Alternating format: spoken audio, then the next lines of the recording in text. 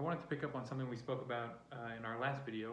We spoke about when it came to the prompts for poetry that we talked about literality and sort of making your poem as literal as possible. And there's something that I wanted to develop further along that idea of why things should be said literally, or at least we should practice saying things literally rather than metaphorically.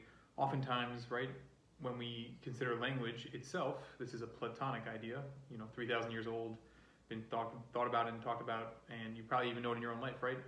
If you do a thought experiment, when you say the word chair to somebody else, then ask them to describe the word that you're saying. So, for example, when I say chair, I think of 4 legs, I think of a back, I think of armrests, I think of wood. But if I said chair to somebody else, they might think of a chair as a stool, right? 3 legs, maybe made with a leather top, no arms, no back. The idea here is that language itself is ephemeral or hard to define unless you really go into details, unless you really expound upon what it is you're referring to. And so when we talk about literality, what we're really trying to accomplish is the idea of details and the idea of specificity.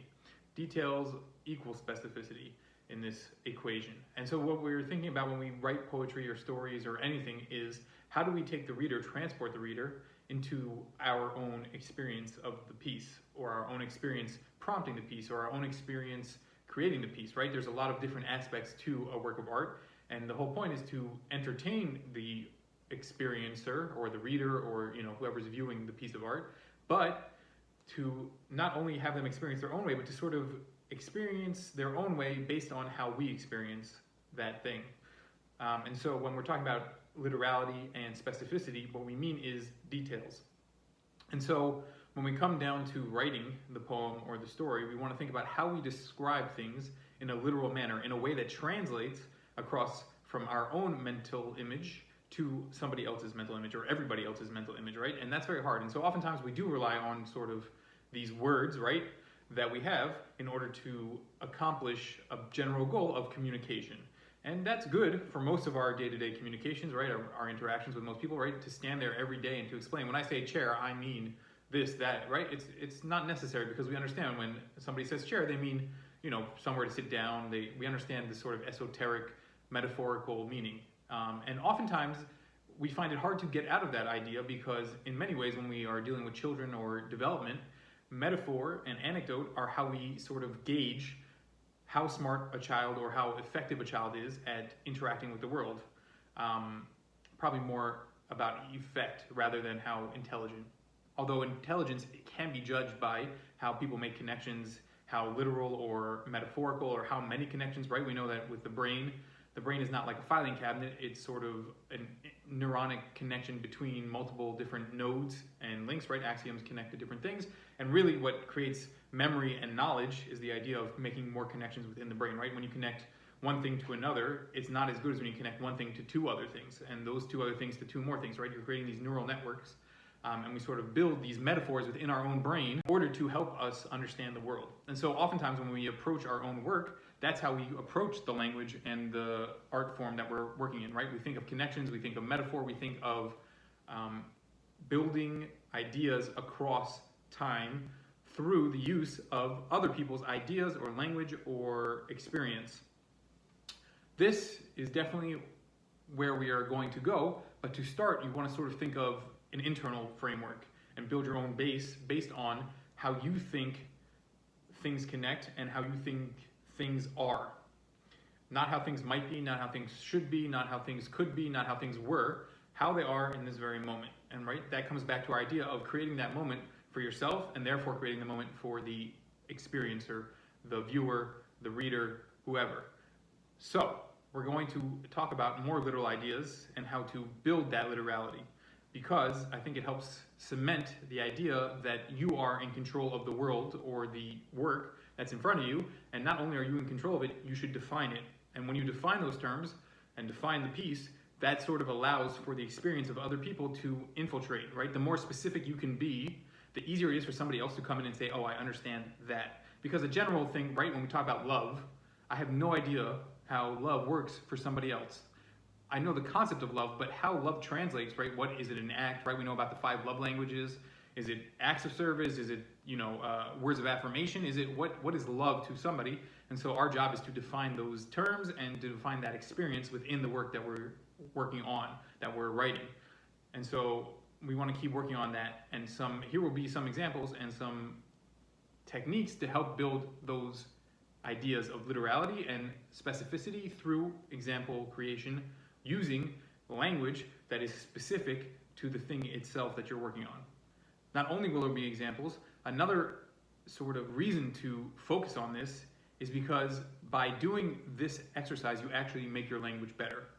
It's easy to allow for cliche, and in many ways, right, we start using cliche. When you, as a child, learn a language, or at any age learn a language, you're mimicking other people, right? It's, for lack, using a cliche, because sometimes they are useful, monkey see, monkey do, right? When you learn a language, you mimic other people, and music, and Victor Wooten has a beautiful sort of thought on music being a language, right? That many times we think of music in a more mathematical sense, where we learn 1 + 1 = 2, and we build up these sort of frameworks to approach music. He thinks of it as a conversation where when I play this note, you sort of hear something in response and you call and respond. And it's more of a prayer almost, where you don't have a choice. You hear something and you respond, and that's conversation, right? You hear something from somebody else and you respond with words.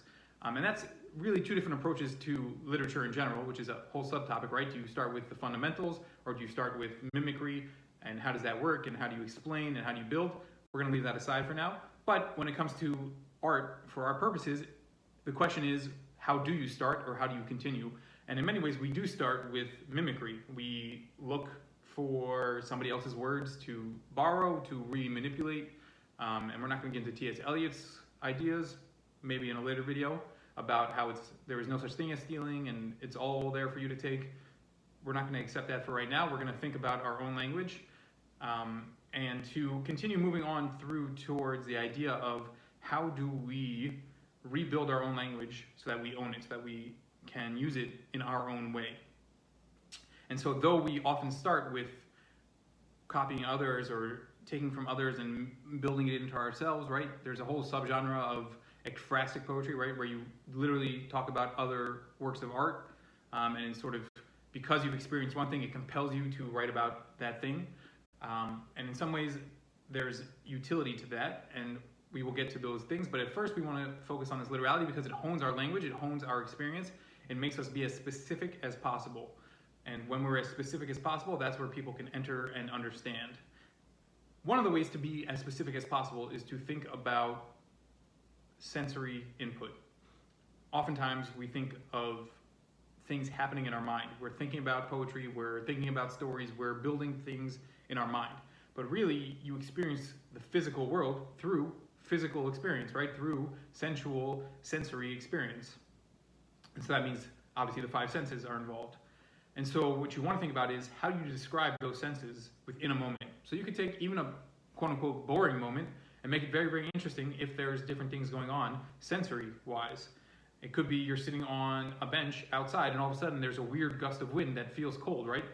Obviously, I'm not trying to write the poem now. That would not be a good image. But the idea is that we are building literal moments into interesting moments. Not only are they literal, they're also interesting because, again, a literal moment, in some ways, you'll never be a photographer. You're never going to be able to capture the moment literally, right? A photographer, a painter maybe less so, but at least visual imagery can capture that moment in a certain way. But even a photo doesn't tell you how cold it was necessarily, right? You can look for hints, but you can't feel the cold.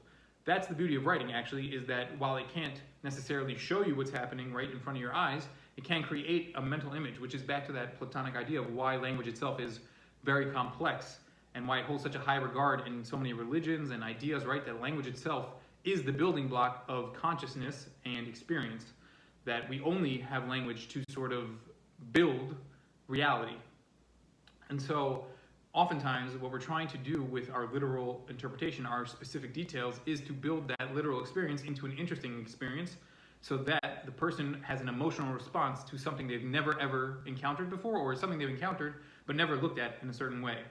And so we want to think of literal language as the ability to project specific emotional, physical content into somebody else through the medium of language.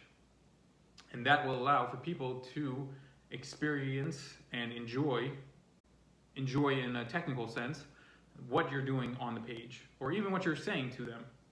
Once you build this rubric, this base of literal language and sort of being as specific as possible as you can, don't overdo it in the sense of you don't have to describe every little thing that happens. In some ways, you focus on one specific thing that happens. So if you're sitting on a bench, you can't talk about all 5 senses, talk about one sense, which is feel. You can describe the other 4 sort of sensory inputs. You can describe what's happening around. You can describe a lot of things. But once you start overwhelming with details, right, each thing has 15 lines about the details, it sort of does get repetitive and boring. So focus on sort of one sensory input and explore that literal experience. And what does that language sound like and feel like, and how does it taste in your own mind, and then figure out how you want to use that literal experience to create that same sensory reaction in somebody else. And so that's going to be the prompt for today, which is to, in poetry, fiction, nonfiction, is to create an interesting experience using literal descriptions. And this is very similar to the poetry prompt from last time, but it's a little different in that you can build in story, you can build in characters, you can build in other things, but focus on one specific thing, one specific sense that's occurring during that moment, and build that into an interesting experience so that somebody else can enter and appreciate it. Hopefully that helps you write, and I'm looking forward to reading what you've created. You can post it below. You can send it to the Jewish Literary Journal to be considered. And hopefully if you enjoyed this video, you rate, share, and subscribe. Thank you. See you next time.